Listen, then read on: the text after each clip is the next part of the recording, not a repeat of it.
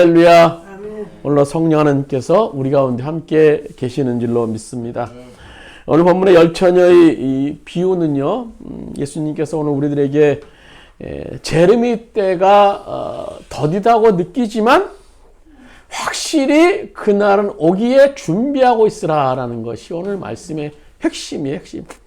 사실 재림은요, 더딘 것이 아니에요. 우리가 우리의 시간으로, 우리 개념으로 생각하면 더디다라고 얘기할 수 있지만 사실 이 재림은요, 지금 예수님께서 유보하고 계시는 거예요. 지금 이 세상에 돌아가는 인간의 모습을 보면 예수님이 당장 오셔서 심판하고 싶으시지만 주님께서 참으시는 거예요. 그래서 베드로 후서 3장에 보시면 다 회개하기 위해서, 온 백성이 다 회개하고 또 하나님의 사랑 안에 머물게 하기 위해서 지금도 오래 참고 계신다라는 거예요.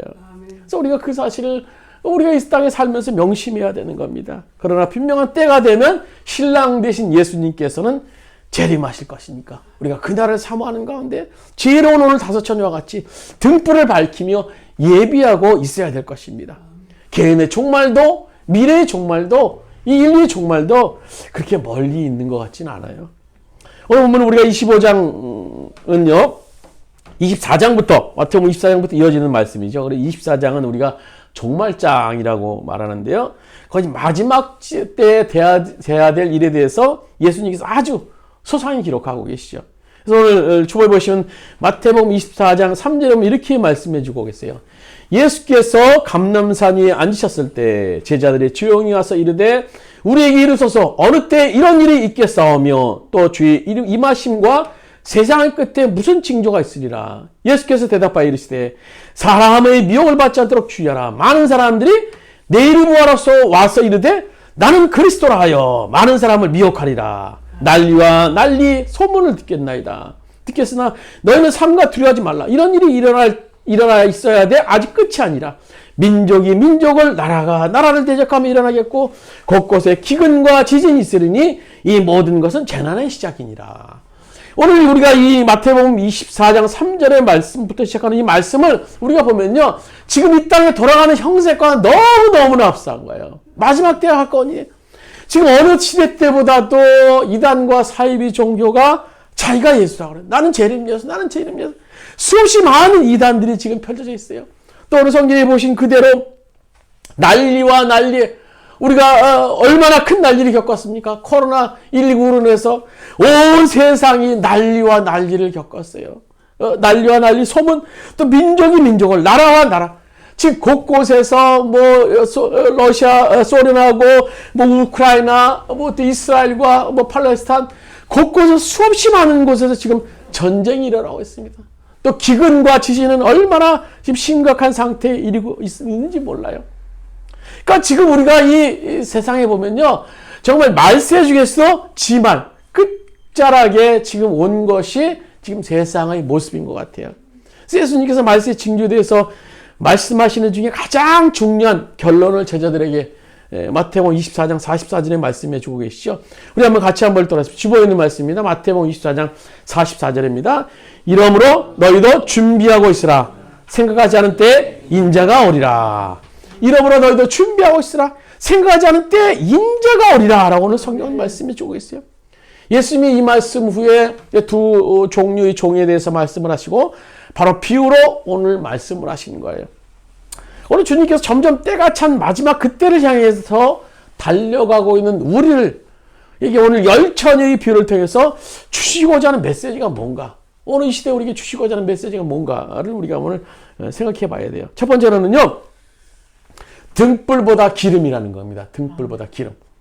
오늘 본문에서 미련한 다섯처녀와 지혜로운 다섯처녀에 대한 기록을 보면요, 그들에게 나타나는 모습은 크게 다르지 않아요. 다 흡사해요. 이들은 똑같이 혼인잔치에 들러리로 초대받아서 기쁨으로 들러리에 또 참석하게 되고 혼인잔치에 응하게 되고요. 똑같이 신랑을 기다립니다. 똑같이 등불을 밝히고 있었어요. 신랑이 올 시간이 되자 똑같이 졸며 잤습니다. 우리는요, 지혜로운 다섯처녀는 안 졸았겠지라고 생각하는데요. 그렇지 않죠. 오늘 5절에 보시면 신랑이 더디움으로 다 졸며 잤다라고 기록해요. 다 졸며 잤어요. 결혼식 날이 몇 날 며칠 계속되는 그들의 풍습으로 인해서 얼마나 그들이 피곤했겠습니까? 미련은 5처녀나 지혜로운 5처녀나 별다를 것 없었어요. 그러면 지혜로운 5처녀와 미련한 5처녀의 차이가 뭡니까? 딱 한 가지가 있어요. 딱 한 가지. 그게 뭡니까? 오늘 3절에 보시면 미련한 자들은 등불을 가지되 기름을 가지지 아니하였다라고 기록하고 있어요.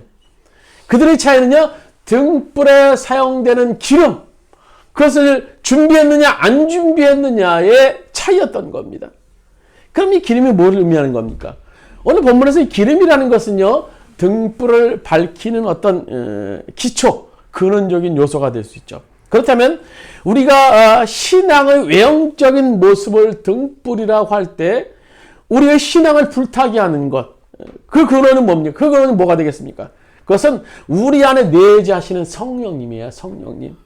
그래서 사실 성령은요, 예수를 구주로 영접하는 모든 사람들에게 예외 없이 존재해요. 문제는 성령의 충만이에요. 성령의 충만. 성령의 충만. 기름이 타올라야 주변을 밝힐 수 있듯이 오늘 우리 안에 계시는 그 성령이 충만함으로 타올라야 우리가 불탈 수 있는 거예요. 그런 의미에서 기름을 준비하지 못한 5처녀와 성령 충만함 없이 신앙생활하는 크리스찬을 오늘 이 기름을 의미할 수 있는 거예요. 그럼 우리가 어떻게 성령 충만함의 기름을 준비할 수 있을까 하는 거예요. 사실 성령님은 우리가 그리스도를 구주로 영접하는 모든 사람들 안에 다 계세요. 오늘도 계세요. 우리 요한복음 우리 1장 12절 말씀, 주보에 있는 말씀 같이 한번 읽도록 하겠습니다. 요한복음 1장 12절 말씀입니다. 영접하는 자, 그 이름을 믿는 자들에게는 하나님의 자녀가 되는 권세를 주셨으니. 성령님은요, 그리스도를 구주로 고백하는 자들 안에 다 계시지만요, 그것이 불로 역사하기 위해서는 충만하게 돼야 돼. 충만하게 돼야 됩니다. 성령이 우리 안에 계신 것으로만 모자라요.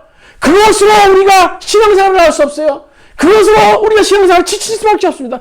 성령 충만함으로 성령의 열매를 맺는 우리가 삶을 살아야 되는 거예요. 이야기 쉽게 말씀드리면 이렇게 설명드릴 수 있어요. 우리가 살고 있는 집안에 물이 수돗물이 가득해요. 우리는 근데 잘 모르죠. 온 집안에 파이프 안에 가득합니다. 새로 집을 공사할 때나 집 짓는 곳에 보시면요, 그 시멘트를 덮기 전에 바닥에 수없이 많은 파이프가 막 깔려 있는 걸 볼 수 있어요. 원돌 파이프, 또 수도 파이프, 여러 가지 많은 파이프들이 있어요. 근데 그 파이프 안에 다 물이 흘러가고 있어요. 물이 흘러가고 있어요. 그러니까 우리들이 집안 곳곳에 있는 수도 꼭지를 탁 틀 때, 욕실에서 틀 때, 주방에서 틀 때, 베란다에서 틀 때, 물은 기다리고 다 팍 나옵니다. 그래서 우리가 수도 꼭지를 돌리기만 하면 사정없이 물이 쏟아져요. 집안 전체가 수돗물로 파이프 안에 가득 찼기 때문에. 물은요, 우리도 집 안에 가득합니다. 근데 항상 준비하고 있는 거예요. 스탠바이. 언제? 우리가 수돗물을 돌릴 때 팍 나오는 거예요. 그런데 수도 꼭지를 틀기 전에는요, 물이 보이지 않아요. 보이지 않습니다. 수도 꼭지를 통해서 물이 흘러 나오기 전에는요, 수돗물의 존재에 대해서 우리는 잘 알 수 없어요. 그러나 수돗물을 확 틀어버릴 때 그 물이 흘러나오는 걸 통해서 우리는 물이 가득 찬 것을 볼 수 있습니다. 그렇습니다. 성령님은 우리 안에 지금 충만하세요. 충만하게 역사하십니다. 그 충만한 성령님 우리가 어떻게 불을 붙일 수 있는가 하는가. 그것이 문제입니다. 그것이 문제예요. 그래서 오늘 사도행전 2장 38절을 말씀해 주고 계십니다. 사도행전 2장 38절 같이 읽도록 하겠습니다. 베드로가 이르되 너희가 회개하여 각각 예수 이름으로 세례를 받고 죄사함을 받으라. 그리하면 성령의 선물을 받으리리. 오늘 회개의 역사를 통해서 성령이 우리 가운데 일어난다라는 겁니다. 우리에게 성령의 충만한 역사를 경험하기 위해서 통로는요, 회개로 인한 죄사함의 경험이 있어야 돼요. 먼저 하나님 앞에서 나라는 존재가 정말 영원히 지옥불에 갈 수밖에 없는 그 존재라는 자기인식이 있어야 돼. 자기인식. 하나님 없이는 나는 지옥불에 갈 수밖에 없는 존재다. 하나님 없이는 살 수 없는 존재다라는 자기인식을 통해서 원죄를 비롯해서 자범죄, 그래서 아담과 하와가 지은 죄가 내 죄처럼 느껴져야 돼요. 그리고 오래전에 지은 죄, 정말 내가 의식을 가지고 있었던 모든 그 죄에 대해서 주님 앞에 회개로 나설 수 있어야 돼요. 이런 회개의 역사가 없다면 절대 성령의 역사는 시작될 수 없는 겁니다. 우리 교회사를 보면요. 1907년에 아주 교회사에 대단한 역사가 있었죠. 평양 대부흥 운동이 있었어요. 평양 장대현 교회에서 있었던 일인데요. 그 당시 부흥 강사로는 우리가 잘 알고 있는 길선주 목사님, 또 여러 외국인 선교사도 계셨는데요. 길선주 목사님이 그 당시에는 장로님이셨습니다. 장로님이시로서 유일하게 이제 강사로 초빙돼서 그래서 섰는데요. 그 길선주 목사님으로부터 회개운동이 시작됐어요.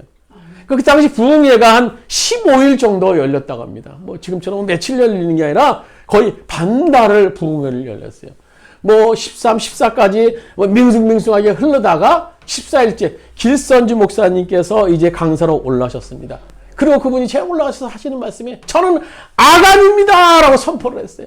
그리고 자신이 지난날의 과거의 죄에 대해서 고백합니다. 저는 친구가 죽으면서 맡겨놓은 재산 중에 일부를 제가 착복해서 제 마음대로 썼습니다. 저는 나쁜 사람입니다. 저는 죄인입니다.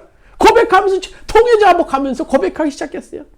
이런 길 목사님의 짧은 회개가 평양 대부흥운동의 놀라운 교회사의 큰 획을 그을 수 있는 그런 시작이 됐던 겁니다. 그러려고는 그 당시 아무도 예상치 못했어요. 그러니까 길성주 목사님 회개에 이어서 어느 여인이 나타나서 또 얘기합니다. 청일전쟁 다시 저는 정인요 제 자식을 죽였습니다라고 한 여인이 회개 고백을 하는 거예요. 이때부터 회중들은 죄를 고백하면서 이 사람 저 사람 나와서 막 죄를 고백하기 시작합니다. 수많은 사람들이 은밀한 죄까지 숨겨둔 죄까지 하나하나 다 고백하기 시작합니다. 그래서 당시 그 기독교 역사 책을 보면요. 김양선이라는 사람은요. 그때는 이렇게 기록합니다. 인간이 범할 가능성이 있는 모든 죄는 다 고백되었다. 사람의 체면은 이제 다 잊어버리고 오직 이때까지 자기들이 배반했던 예수를 향하여 주여 나를 버리지 마옵소서라고 울부짖을 뿐이었다. 법에 의해서 처벌을 받든 그로 인해 벌로 사형을 당하든 그게 문제가 아니었다. 다만 하나님의 용서를 받는 것만이 그들의 유일한 소원이었다. 이런 고백은요, 14일에 이어서 마지막 날 15일까지, 저녁까지 성령께서 막 비상한 역사를 하십니다. 막 회개한 역사 그 가운데 막 눈물 콧물을 흘리면서 막 그 평양의 그 장대현 교회가 막 불이 일어날 정도로 막 놀라운 역사가 막 일어납니다. 숨김없이 모든 죄들을 다 고백하고 눈물 가슴 치면서 막 회개의 역사가 일어나요. 그래서 그 회개를 그 당시 목격했던 한 여선교사가 또 이렇게 고백합니다. 저런 고백들은 마치 감옥의 지붕을 열어젖힌 것이나 다름이 없다. 살인, 강간, 그리고 상상할 수 없는 모든 종류의 죄가 고백되었다. 그러니까 평양에서 시작된 이 대부흥의 운동은요, 평양 장대현 교회, 또 평양으로만 끝인 것이 아니라 북쪽의 신의주, 또 남쪽의 또 대전, 남쪽으로는 또 대전까지, 공주, 대구, 목포까지 한반도 전역, 물론 또 그뿐만 아니라 만주, 중국까지 회개 운동이 막 그 당시 확산되었어요. 1900년대에. 여러분요, 회개는요, 이렇게 엄청난 성령의 역사를 이끌 수 있는 통로가 될 수 있는 거예요. 우리 신랑 되신 예수님께서 재림하시는 그날까지 기름을 준비하는 슬기로운 다섯 처녀같이 우리가 성령 충만함을 우리가 받아야 됩니다. 그리고 그것의 시작은 뭡니까? 회개의 역사입니다. 회개 역사. 회개가 없으면요, 성령의 역사하지 않습니다. 회개의 역사가 일어날 때 성령께서 행하시는 거예요. 오늘 본문에 미련한 다섯 처녀를 보세요. 잔치 초대받고 들러리로 단정하고 등을 들고 서 있으니까 마치 당연히 잔치에 나는 참석할 것이다 라고 생각을 했을 거예요. 뭐 그것도 일반적인 얘기죠. 당연한 걸 겁니다. 그러나 기름을 준비하지 못한 그들에 대한 오늘 본문 신랑은요, 아주 단호합니다. 내가 너를 도무지 알지 못한다. 내가 너를 도무지 알지 못한다. 얼마나 무섭습니까? 얼마나 무서워요. 문을 콱 닫아버리면서 내가 너를 도무지 알지 못한다. 우리가 주일마다 예배를 참석합니다. 또 종교 생활을 합니다. 이런 생활을 합니다. 또 강단에서 또 말씀을 전해요. 그 사실 때문에 하나님께서 나를 그리스도인이라고, 나를 주의 종이라고 단정하시지는 않는다라는 겁니다. 우리 마태복음 7장 22절부터 23절까지 말씀, 우리 주변 말씀 같이 한번 읽도록 하겠습니다. 그날에 많은 사람이 나더러 주여 주여 주여 우리가 주의 이름으로 선지자 노릇하며 주의 이름으로 귀신을 쫓아내며 주의 이름으로 많은 권능을 행치 아니하였나이까 하리니 그때 내가 저에게 밝히 말하되 내가 너희를 도무지 알지 못하니 불법을 행하는 자들아 내게서 떠나가라 하시니라. 오늘 본문의 여인들 겉으로 드러난 모습은요 다 똑같았어요. 뭐 슬기로운 다섯 처녀, 미련한 다섯 처녀 유별나게 차이가 나는 것이 아니라 다 똑같았습니다. 그러나 밤늦게 신랑이 오니까는요 그때 슬기로운 다섯 처녀와 미련한 다섯 처녀가 차이가 드러나기 시작하는 거예요. 드디어 기름을 준비한 사람과 그렇지 못한 사람의 차이가 드러납니다. 우리 다 똑같은 그런 재료로 신앙생활을 한다고 우리가 느낄 거예요. 다 똑같은 삶을 산다고 느낄 것입니다. 그러나 마지막 주님의 심판대 앞에 설 때 우리의 신앙의 질, 삶의 질이 드러날 것입니다. 금이나 은이나 금으로 지어진 것, 풀이나 오늘 풀이나 이런 태워질 만한 종이로 지어진 우리의 삶의 모습, 주님이 불질러 버리는 그 순간 다 드러나게 될 겁니다. 그러나 성령 충만함으로 기쁜 마음으로 하나님 나라 복음을 위해 살았다는 자들에 대해서 주님은 기억하실 것입니다. 잘했다 내 충성된 종아. 주님 앞에 서야 될 것인데 우리가 어떤 삶을 가지고 어떤 모습을 가지고 우리가 신앙생활을 하는가 하는 거예요. 오늘 미련한 다섯 처녀는 기름을 준비하지 않았습니다. 오늘 그 차이가 오늘 이들의 차이 있었던 겁니다. 또 두 번째는 오늘 주시고자 하는 메시지 뭔가 하면 대신할 수 없는 구원이에요. 대신할 수 없는 구원. 오늘 6절 말씀 한번 보세요. 6절 밤중에 소리가 나되 보라 신랑이 맞으러 나오라 하매. 밤중에 소리가 나되 보라 신랑이 맞으러 나오라 하매. 오늘 기록하고 있어요. 오늘 본문 6절입니다. 같이 한번 읽도록 하겠습니다. 밤중에 소리가 나되 보라 신랑이로다 맞으러 나오라 하매. 밤늦게 신랑이 이제 여기 결혼식장이 아니죠. 신부를 데리러 오는 거예요. 신부를 데리러 오는 거예요. 당시 결혼 풍습은요, 우리나라처럼 뭐 몇 시에, 맨날 몇 시에 딱 정해진 것이 아니죠. 약 일주일 정도, 마을 잔치식으로 이렇게 벌어졌어요. 그러니까 신랑 집에 중심으로 이제 마을 잔치가 이제 벌어지는데요. 때가 되면 어느 날 갑자기 신랑이 먼 곳에 있는 신부를 데리러 가는 거예요. 사람들과 함께. 근데 그때는요, 알리지 않고 갑니다. 언제 매달 며칠 날 간다는 것이 아니라 그냥 가요. 가면요 멀리서 신랑의 친구가 외치죠. 신랑이 신부를 데리러 왔다라고 외칩니다. 그때야 이제 신부와 들러리들이 나와서 신랑을 맞으면서 이제 신랑 집으로 들어가게 되죠. 근데 아마 오늘 성경 예식은요 밤늦은 시간에 갑자기 우리가 말씀드린 대로 진행되었습니다. 신랑이 도착했다는 전가를 받자 미련한 다섯 처녀는요 등불이 어둑어둑해지는 것을 느끼게 되는 거예요. 아, 이대로 가다가 이거 금방 꺼지겠구나. 그래서 우리 기름이 얼마 남지 않은 것을 깨닫고 이제 그들이 오늘 8절에 보면 이렇게 말하죠. 오늘 8절에 보시면 미련한 자들이 슬기는 자들이 이르되 우리 등불이 꺼져가니 너희 기름을 좀 나눠달라 하거늘. 우리 기름을 보니까 꺼져가는데 얘야 나 좀 기름 좀 줘. 그 여인들이 어떻게 합니까? 내가 너를 주면 나도 꺼져. 우리 다 꺼져.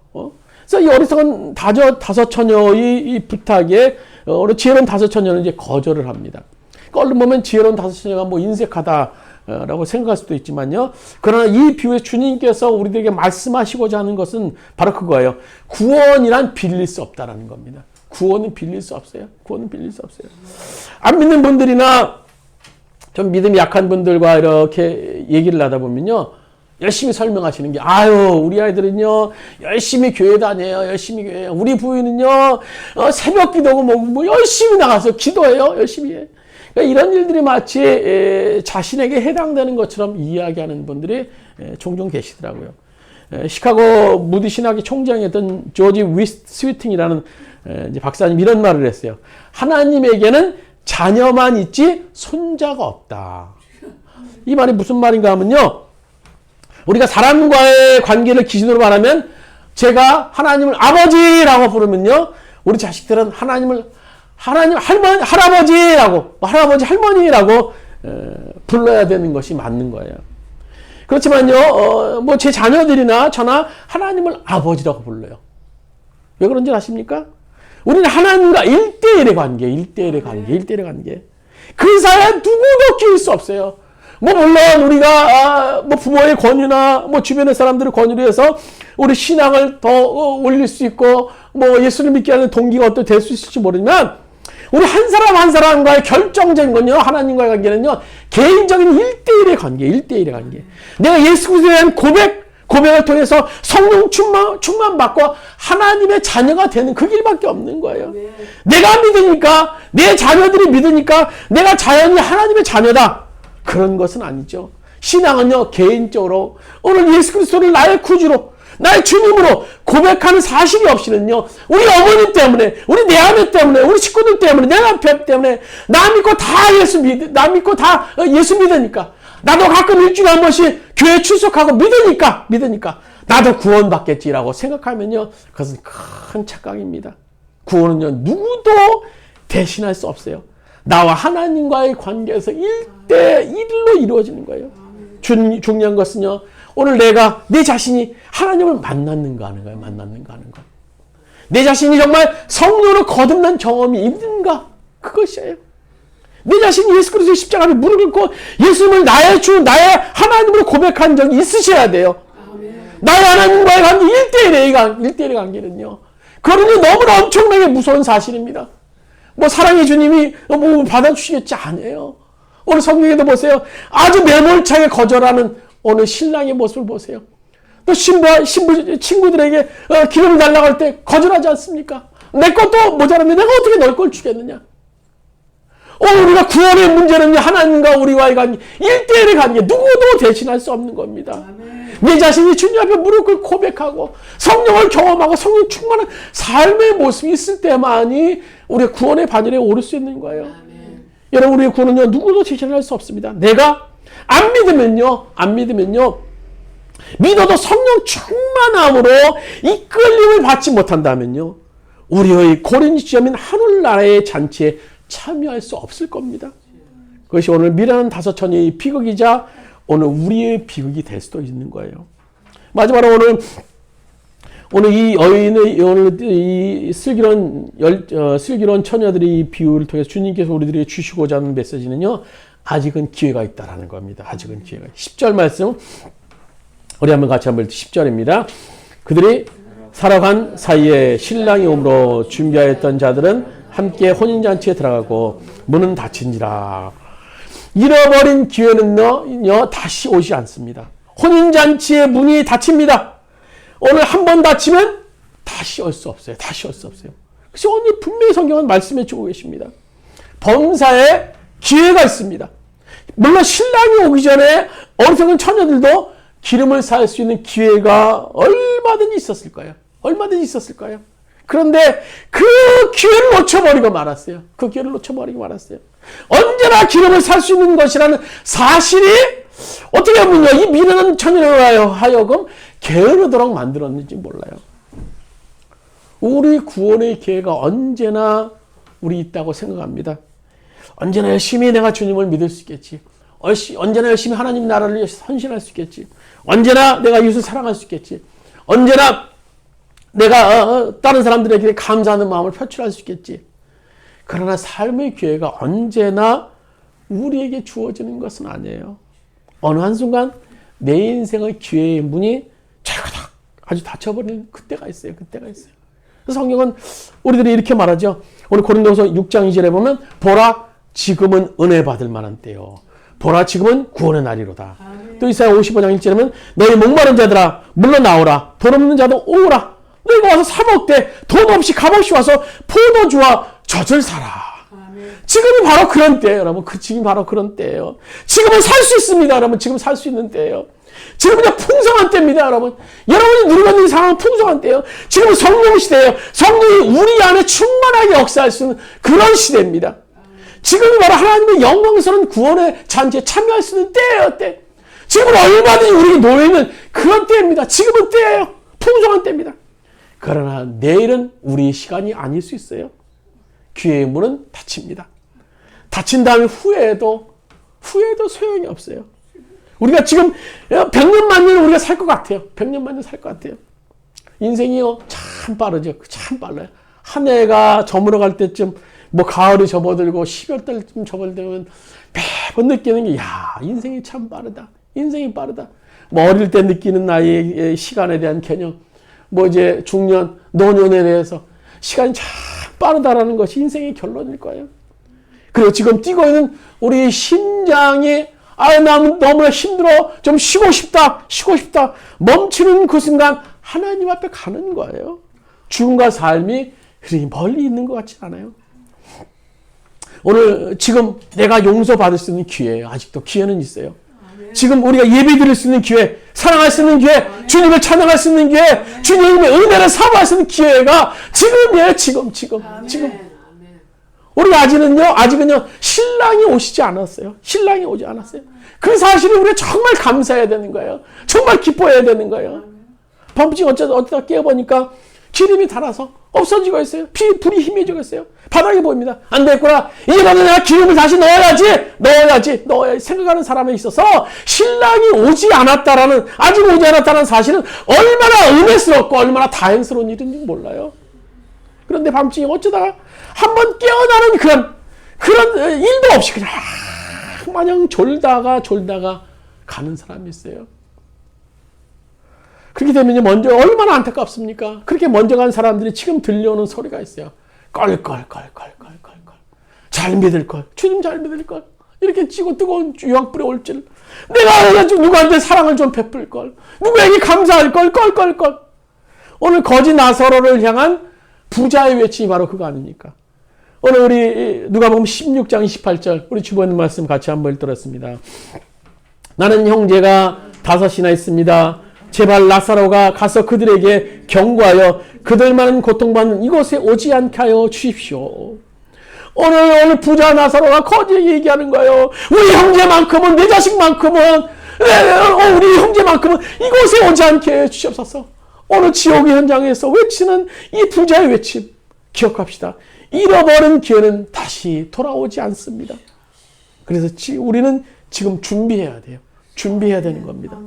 주일학교에서 성경을 배우고 돌아오는 어떤 어린아이가 자기 엄마에게 이제 묻습니다. 엄마, 교회학교 선생님이 그러는데요. 이 세상의 삶은요, 천국의 삶을 준비하는 삶이어야 된대요.